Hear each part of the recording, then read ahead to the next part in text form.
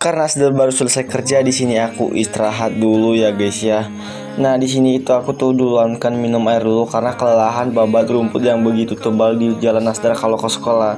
Nah kalian tengok sendirilah adik-adikku ini ya, walaupun belum kerja ya sosok capek aja ya kan, tengoklah sendiri.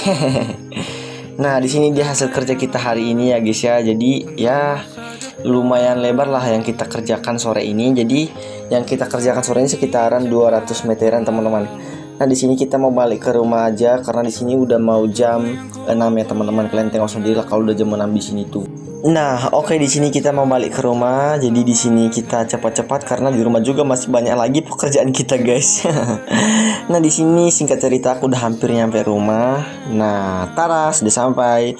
Nah, tanpa berlama-lama kita langsung saja masuk ke rumah karena kita itu mau cepat-cepat agar nggak gelap guys, karena kita mau menyelesaikan pekerjaan rumah kita itu masak, nyuci piring dan nyuci baju kita guys.